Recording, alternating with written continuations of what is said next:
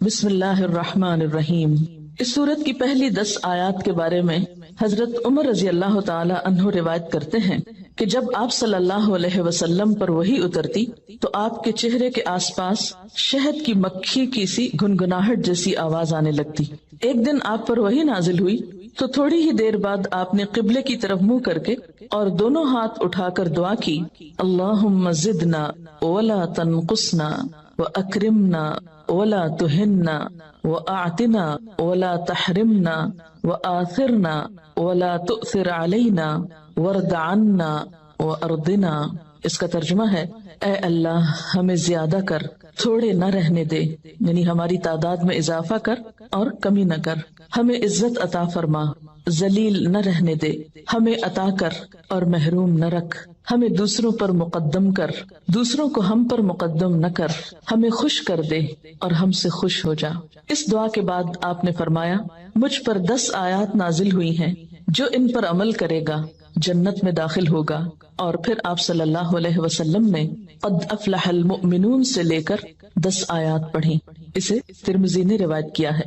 اسی طرح نسائی نے کتاب التفسیر میں یزید بن بابنوس سے نقل کیا ہے کہ انہوں نے حضرت عائشہ رضی اللہ تعالی عنہا سے سوال کیا کہ رسول اللہ صلی اللہ علیہ وسلم کا اخلاق کیسا اور کیا تھا؟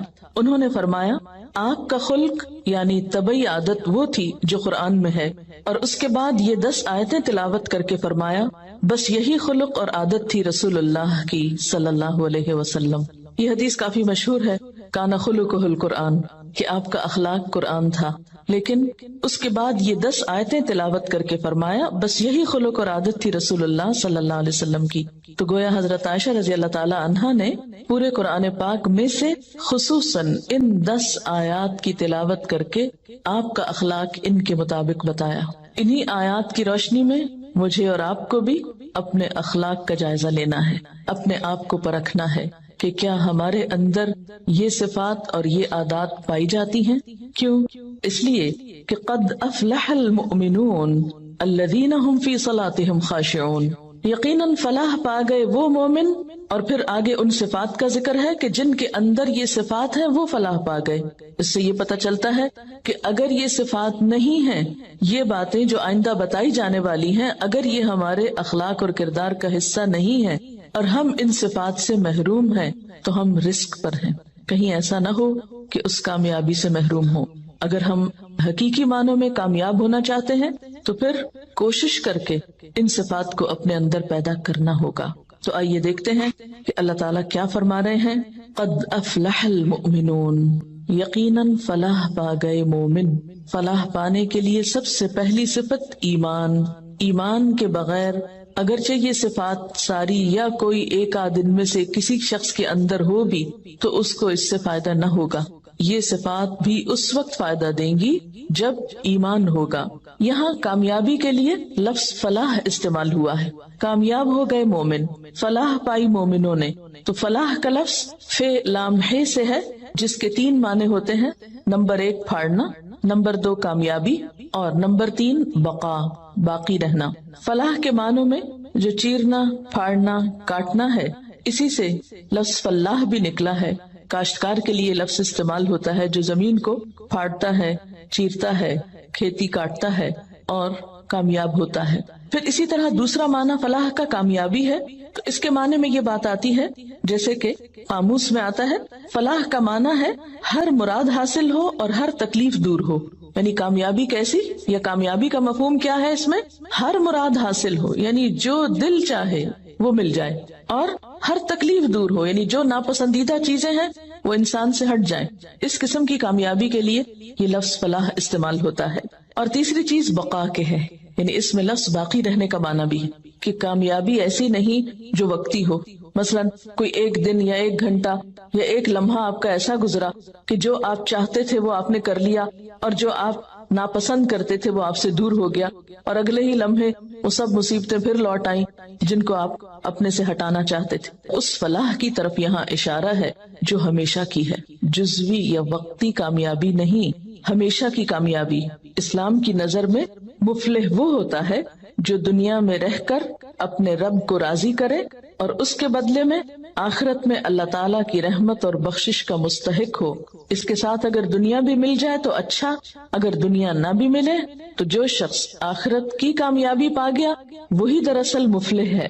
اس ساری ڈیفینیشن کو سامنے رکھا جائے تو دو تین چیزیں سامنے آتی ہیں۔ نمبر ایک، اس کامیابی کے لیے کوشش ضروری ہے، یعنی پہلا معنی تھا نا اس میں پھاڑنا، چیرنا، کاٹنا، یہ سارے کام مشقت والے، جیسے پیچھے جہاد کی بات تھی تو یہاں پر فلاح کے معنوں میں اسی مشقت کی روح موجود ہے۔ دوسری بات یہ ہے کہ اصل مفلح اور کامیاب وہ ہے جس کی ہر مراد پوری ہو اور ہر تکلیف دور ہو، اور ایسا ہونا دنیا میں ممکن نہیں۔ اس لیے کوئی شخص جو دنیاوی اعتبار سے کامیاب کہلاتا بھی ہے وہ حقیقی معنوں میں کامیاب نہیں۔ تو ہم جب کامیابی کے لیے کوشش کریں تو صرف دنیا کو سامنے رکھ کر نہیں، آخرت کو سامنے رکھ کر باقی رہنے والی یعنی بقا کے معنی بھی مد نظر رہیں۔ تو قد افلح، اب جب لفظ ہم بولے افلح، کامیاب ہو گیا، تو کیا ذہن میں آ رہا ہے؟ محنت کی، مشقت کی، وہ مشقت کام آئی، فائدہ مند رہی، قبول ہو گئی، ایسی خوشی نصیب ہوئی کہ جو چاہا مل گیا اور جو پسند نہیں تھا وہ سب دور ہو گیا، اور پھر ایسی کامیابی جو ہمیشہ ہمیشہ کے لیے۔ قد افلح، بامراد ہو گیا، اپنی منزل کو پا گیا، ہمیشہ کی خوشیوں کو پا گیا۔ کون؟ المؤمنون، جس میں ایمان کی صفت تھی، ایمان والے۔ اور ایمان بھی یہاں صرف زبانی اقرار کا نام نہیں، اسی لیے مؤمنون کی ساتھ جو صفات بتائی جا رہی ہیں وہ کچھ تمناؤں اور آرزوؤں پر مشتمل نہیں یا محض باتوں پر مشتمل نہیں، بلکہ اس میں محنت ہے، مشقت ہے، کوشش ہے۔ تو پہلی صفت جو بتائی گئی وہ کیا ہے؟ الذین هم فی صلاتهم خاشعون، وہ لوگ کامیاب ہیں جو اپنی نمازوں میں خشوع رکھتے ہیں، خشوع اختیار کرتے ہیں۔ خشوع کا لفظ خ شین عین سے ہے جس کا معنی ہے سکون۔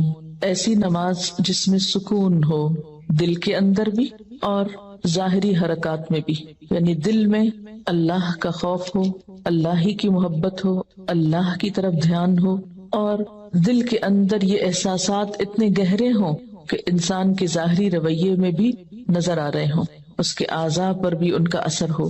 پھر خشوع کا معنی کسی کے آگے جھک جانا، دب جانا، عاجزی اور انکساری کا اظہار کرنا بھی کیا گیا ہے۔ تو گویا خشوع کا لفظ آتے ہی دل میں پہلا خیال کیا آنا چاہیے؟ سکون، ٹھہراؤ، ریلیکس، عاجزی، جھکاؤ۔ اسی لیے ہم دیکھتے ہیں کہ حضرت مجاہد کہتے ہیں کہ نظر اور آواز کو پست رکھنے کا نام خشوع ہے۔ حضرت علی رضی اللہ تعالیٰ عنہ فرماتے ہیں کہ دائیں بائیں التفات یعنی گوشہ چشم سے دیکھنے سے بچنا خشوع ہے، یعنی نماز میں کھڑے ہو کر دائیں بائیں نہیں دیکھنا، ادھر ادھر نہیں دیکھنا، اور آنکھوں کے کناروں سے بھی نہیں دیکھنا۔ جو اس سے بچ جائے گویا وہ خشوع کی حالت میں ہے۔ حضرت عطا فرماتے ہیں کہ بدن کے کسی حصے سے نہ کھیلنا خشوع ہے، یعنی نماز میں بے وجہ کھجانا، کپڑے ٹھیک کرنا، ہلنا جلنا، آگے پیچھے ہونا، کبھی ٹانگ اٹھانا، کبھی انگلیاں مروڑنا، کبھی کچھ کرنا، کبھی ایک ٹانگ پہ بوجھ ڈال کے کھڑے ہو جانا، یہ سب چیزیں خشوع کے خلاف ہیں۔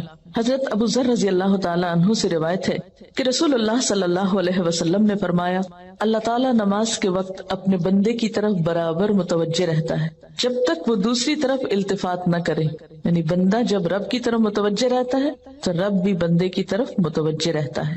جب وہ دوسری طرف التفات کرتا ہے یعنی گوشہ چشم سے دیکھتا ہے تو اللہ تعالیٰ اس سے رخ پھیر لیتے ہیں، یعنی آپ کا دھیان اگر اللہ کی طرف رہا تو اللہ کی توجہ بھی آپ کی طرف، جو ہی آپ نے ادھر ادھر منہ کیا، توجہ کی، اللہ نے بھی اپنا رخ پھیر لیا۔ نبی کریم صلی اللہ علیہ وسلم نے حضرت انس کو حکم دیا کہ اپنی نگاہ اس جگہ رکھو جس جگہ سجدہ کرتے ہو، اور یہ کہ نماز میں دائیں بائیں التفات نہ کرو، یعنی نماز کا خشوع کیا ہے؟ نگاہیں سجدے کی جگہ ہوں۔ اگر آپ اس عمل میں کامیاب ہو جائیں تو یقین مانے آپ کی نماز میں خشوع آ جائے گا۔ بہت سے لوگ یہ سمجھتے ہیں کہ شاید آنکھیں بند کر کے نماز پڑھنے سے زیادہ خشوع آتا ہے، جو کہ غلط فہمی ہے۔ ایسا کرنا پسندیدہ بھی نہیں، لگتا بہت آسان ہے کہ کچھ چیز نظر نہ آئے تو ہمارا دھیان زیادہ اللہ کی طرف ہو جائے گا۔ جو لوگ آنکھیں بند کر کے پڑھتے ہیں وہ آنکھیں کھول کر سجدے کی جگہ دیکھنا شروع کریں۔ اس میں یہ ہوتا ہے نا کہ جب ہم بچپن سے ایک طریقے پہ نماز پڑھ رہے ہیں، کبھی کسی نے ہمیں ٹوکا نہیں، کیونکہ ہم سب سے زیادہ مائنڈ اس وقت کرتے ہیں جب کوئی ہماری نماز کی اصلاح کرنا چاہے۔ عام طور پر اگر آپ لوگوں کو کسی بھی چیز سے روکیں تو وہ اتنا نہیں برا مناتے، لیکن اگر نماز کے بارے میں تھوڑی سی بات بھی کر دے تو ہائپر سینسیٹیو ہوتے ہیں، غصہ کرتے ہیں، کیوں کہا؟ مثلا کسی نے اگر دوپٹہ باریک لیا نماز میں تو اسے روکا جائے کہ نہیں نہیں یہ ٹھیک نہیں، یا اگر ٹخنے ننگے ہو رہے ہیں اور بتایا گیا، یا یہ کہ نماز کا طریقہ درست نہیں، اگر اس میں کسی نے تھوڑی سی بھی مداخلت کر دی تو ناقابل برداشت. تم ہوتے کون ہو مجھے کچھ کہنے والے؟ اس لیے عموماً لوگ اپنی عزت بچانے کو دوسروں کو چھوڑ دیتے ہیں. ٹھیک ہے جو چاہیں کریں، پھر کیا ہو سکتا ہے جب کسی کو خود پرواہ نہیں، جب کوئی خود اپنی اصلاح نہیں چاہتا تو آپ کیا کر سکتے ہیں کسی کے لیے؟ اور بعض اوقات انڈائریکٹلی 20 بار سمجھانے کے باوجود بھی لوگ اپنا طرز عمل نہیں بدلتے. تو یاد رکھیے کہ جب تک طریقہ درست نہیں ہوگا خشوع نہیں آئے گا. تو خشوع لانے کے لیے نمبر 1 کہ سنت کے مطابق نماز پڑھنے کی کوشش کریں، اور اس میں سجدے کی جگہ پہ دیکھنا شروع کریں. نماز میں حرکت کم کریں. اگر آپ کسی کو خشوع کے ساتھ نماز پڑھتے دیکھیں تو آپ دیکھیں گے آپ کی نماز میں بھی آئے گی، یا آپ کے پاس اگر کوئی کھڑا ہو تو اس سے بھی آپ کو فائدہ ہوگا. لیکن اگر آپ واقعی چاہتی، کیونکہ اس تدبیر نے مجھے بہت زیادہ فائدہ دیا ہے، آنکھیں بند نہیں کرنی، آنکھیں کھلی رکھنی ہے، لیکن مسلسل سجدے ہی کی جگہ پہ دیکھنا ہے، ادھر ادھر نہیں دیکھنا، اور کم سے کم حرکت، ہلنا نہیں ہے. یہ 2 کام آپ کر لیں تو اندر بھی ٹھہراؤ آئے گا. اسی لیے خشوع کا معنی سب سے پہلے میں نے آپ کو سکون والا بتایا، سکون. اور جو اس طرح نماز پڑھے اس کی نماز کے بعد بھی اس کو ایک خاص سکون نصیب ہوگا. ہم نماز پڑھ کے بے چین اٹھتے ہیں بعض اوقات، کیا پڑھا، کبھی رونے بھی بیٹھ جاتے ہیں، کوئی فائدہ نہیں. یہ رونے دھونے سے کوئی زیادہ فائدہ نہیں ہے، یہ ایک لیم ایکسکیوز ہوتا ہے. رو کے اپنے آپ کو ہم خوش کر لیتے ہیں کہ ہم رو لیے، بس ندامت کے آنسوں نے سب غلطی دھو دی. ٹھیک ہے اس سے دھل جاتی ہے غلطی، لیکن غلطی کی جب تک اصلاح نہ ہو تو محض رونا فائدہ نہیں دیتا، یا محض ندامت فائدہ نہیں دیتی. تو اس لیے 2 چیزوں پہ خصوصی توجہ کرنی ہے اگر چاہتے ہیں خشوع آئے. تو یہاں پر اللہ تعالیٰ فرماتے ہیں کہ صرف نماز پڑھنا ہی کافی نہیں، بلکہ نماز میں خشوع ضروری ہے. کس کے لیے؟ کامیابی کے لیے. اسی لیے آپ دیکھیے کہ ایسی جگہ پر نماز پڑھنے کو کہا گیا ہے جہاں زیادہ آس پاس موومنٹ نہ ہو. مردوں کے لیے تو بہت ہی اچھا چانس ہوتا ہے کہ مسجد میں چلے جائیں، مسجد میں سبھی نماز پڑھیں، کچھ اور تو وہاں ہو نہیں رہا ہوگا، تو اس میں خشوع پیدا ہونے کا ایک قدرتی ماحول ہوتا ہے. لیکن عورتوں کے لیے کیا پسندیدہ ہے؟ جیسے حدیث میں آتا ہے کہ گھر کے اندر والے حصے میں، یعنی جتنا عام ایکٹیویٹی والے حصے کو چھوڑ کر آپ الگ تھلگ ہو کر نماز پڑھیں اتنا ہی اچھا ہے. تو جب ہم سکون کے فارمولے پہ عمل کریں گے تو لازمی طور پر پھر ہم نماز میں کچھ اور چیزوں کا بھی خیال رکھیں گے جو عموماً دیکھا گیا ہے کہ لوگ ان کا خیال نہیں رکھتے. تو کن چیزوں سے پھر بچنا ہے؟ مثلاً نمبر 1 ہلنا نہیں، نمبر 2 مختلف سمتوں میں جھکنا نہیں. کیسے؟ یعنی کہ کبھی دائیں ٹانگ پہ کھڑے ہو جائیں، کبھی بائیں ٹانگ پہ کھڑے ہو جائیں، یہ نہیں کرنا. ٹھیک ہے اگر شروع میں آپ کو بہت لمبی نماز کی عادت نہیں تو مختصر پڑھنا شروع کریں، لیکن ہلے بغیر. کپڑوں کو بار بار سمیٹے نہیں، نہ ان کو جھاڑیں. ایسا دوپٹہ یا ایسا لباس نہیں پہنے کہ جو بار بار گرے اور بار بار آپ اس کو سمیٹنے میں مصروف ہوں. پھر اسی طرح جائے نماز کو درست طریقے پہ بچھائیں، یہ نہیں کہ نماز کے بیچ میں ہی آپ اسے ٹھیک کرنا شروع کر دیں. ایسی جائے نماز پہ کھڑے مت ہوں کہ جو ہر دفعہ میں اکٹھی ہو جائے اور ہر دفعہ میں آپ اس کو سیدھا کر رہے ہوں. پہلے جو کھجور کے درختوں کے پتے ہوتے تھے ان کے جو جائے نماز ملتے تھے، اگر آج آپ کو میسر ہو اور اس پر نماز پڑھنے کی کوشش کریں تو آپ دیکھیں گے خشوع میں اضافہ ہوگا. بالکل ایک نیچرل میٹ ہوتا ہے نا، اس کی اپنی ایک خوشبو بھی ہوتی ہے اور وہ اکٹھا نہیں ہوتا، اور اس پر آپ کے ہاتھ پاؤں سب جم جاتے ہیں. یہ جتنی مخملی جائے نمازیں آ گئی ہیں اتنی ہی نماز میں خشوع ختم ہو گیا. کبھی پاؤں پھسل رہے ہوتے ہیں، کبھی ہاتھ پھسل رہے ہوتے ہیں. جس چیز پر آپ نماز پڑھتے ہیں اس کو بھی درست کرنے کی ضرورت ہے، وہ بھی مددگار ہے. اسی لیے آپ صلی اللہ علیہ وسلم نے نماز کے وقت سامنے نقش و نگار اور جائے نمازوں کے اوپر نقش و نگار اور ان چیزوں کو ناپسند کیا ہے، کیونکہ یہ بھی نماز میں خلل انداز ہوتے ہیں. پھر اسی طرح تن کے بھی نہیں کھڑے ہونا چاہیے، یعنی بہت اکڑ کے نہیں کھڑے ہوں، بلکہ نارمل نیچرل ریلیکس طریقے سے کھڑے ہوں. بہت اونچی قرات نہ کریں.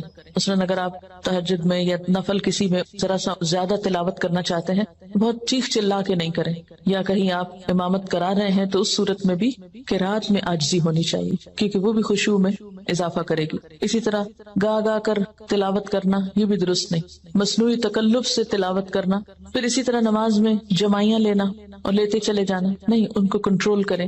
اسی طرح جلدی جلدی کرنا، کیونکہ خشوع کیا ہے؟ سکون.